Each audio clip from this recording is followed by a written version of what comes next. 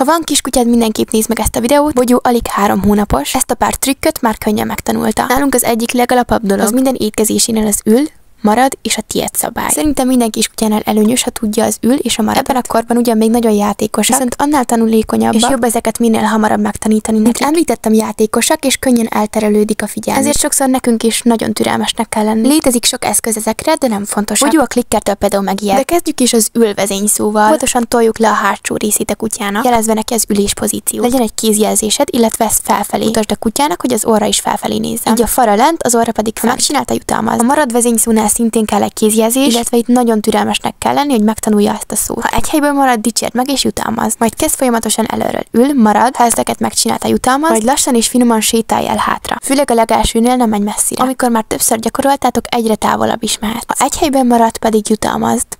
Ezt gyakorold vele napi többször, minél jobban megmaradjon neki. Tovább szeretnéd fejleszteni erre az evős szabályra, próbáld letenni mellé, majd ha ez jól sikerül, akkor próbáld meg a tájánál is, illetve minden étkezésénél. Így össze fogja kötni, hogy csak akkor lesz kaja, hogyha ő ezt megcsinálja. Szerintem ez egy szuper módszer. És a neten benti kutya és leesik valami, akkor nem fogja azonnal megenni. Na jó, azért már ehhez profinak kell lenni.